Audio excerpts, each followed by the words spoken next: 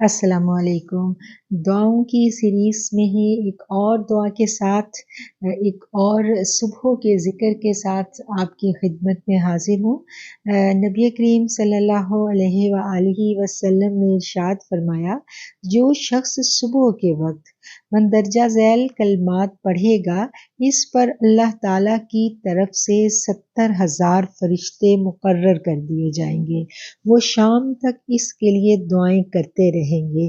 اگر اسی دن وہ مر جائے تو شہادت کا ثواب حاصل کرے گا، اور جو شخص شام کو پڑھے گا اسے بھی یہی درجہ حاصل ہوگا کہ اگر ہم صبح کو پڑھتے ہیں تو 70,000 فرشتے شام تک ہمارے لیے دعائیں مغفرت کریں گے، اور اگر وفات ہو جاتی ہے، اللہ کی طرف سے بلاوا آ جاتا ہے، تو پھر کیا ہے کہ پھر جنت کی بخشش کی مغفرت کی امید جو ہے وہ ہمیں اس میں دلائی گئی ہے۔ تو ان کلمات کو ہم دیکھتے ہیں۔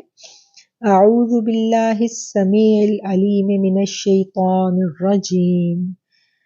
اعوذ باللہ السمیع العلیم ہے، اے اللہ سننے والے اور جاننے والے، اس کی میں پناہ لیتا ہوں۔ اعوذ باللہ کہ میں پناہ لیتا ہوں اس اللہ کی جو سننے والا ہے، سمیع بھی ہے، علیم جاننے والا بھی ہے، من الشیطان الرجیم شیطان مردود سے۔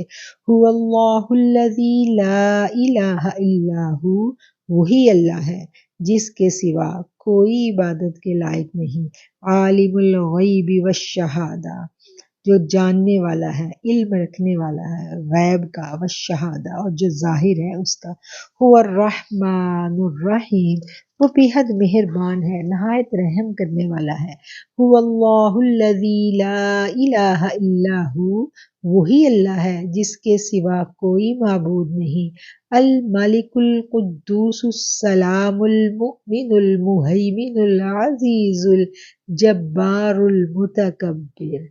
الملک بادشاہ ہے، قدوس پاک، سلام بے عیب سلامتی والا، مؤمن امن دینے والا، مہیمن نگہبان، عزیز غالب، جبار دبدبے والا، متکبر بڑائی والا۔ اللہ کے کافی سارے یہ صفاتی نام ہیں جو یہاں پر ہم ادا کر رہے ہیں، اور یہ جو کلمات ہیں یہ سورہ حشر کی آخری آیات ہیں جن کی بے پناہ فضیلت جو ہے وہ بیان کی گئی ہے۔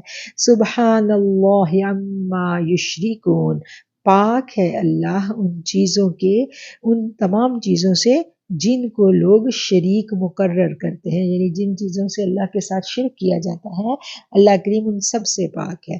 هو اللہ الخالق البارئ، وہی اللہ ہے جو تخلیق کرنے والا ہے، بنانے والا ہے، بارئ پیدا کرنے والا ہے، مصور صورتیں بنانے والا ہے، لہ الاسماء الحسنی اس کے نام بہت اچھے ہیں، یسبح لہ ما فی السماوات والارض تسبیح بیان کرتی ہے اس کی، ما فی السماوات والارض جو چیزیں آسمانوں میں ہیں اور زمین میں، وہو العزیز الحکیم اور وہی غالب ہے اور دانا ہے۔